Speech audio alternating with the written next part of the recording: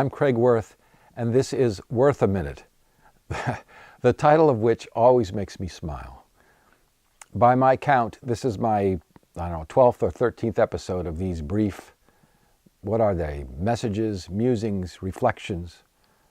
I and the folks who bring you Don't Diss My Ability offer them freely.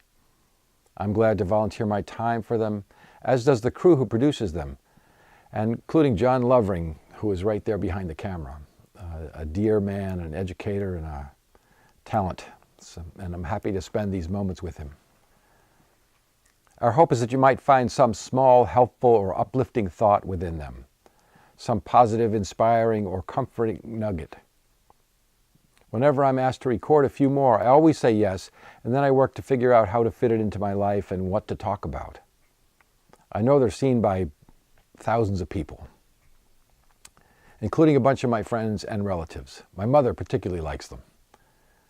Although I've been in front of the cameras and audiences a great deal in my life, sometimes it's a bit challenging to watch myself on screen. I'm faced with the reality of how I look and how I sound as compared to the much more romantic version inside my head. The me inside my head sounds more resonant, clever, articulate. He was also quite a bit younger and somewhat handsomer than the guy I see on the screen. As you can tell, we have no budget for a makeup crew. This is me. And our setup is clean and comfortable and modest.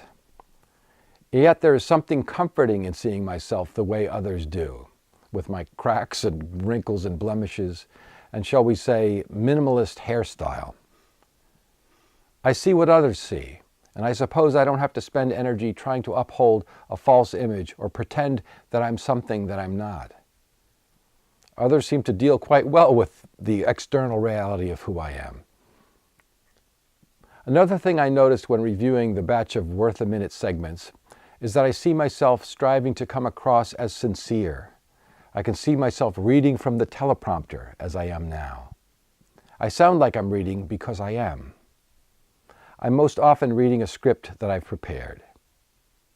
This reminds me that I have a lot of scripts I use in my life. They're not all written down, but they are rehearsed. Sometimes I'm overly careful with my words. I use them to soften the edges or hide some of my feelings. To protect myself, I suppose.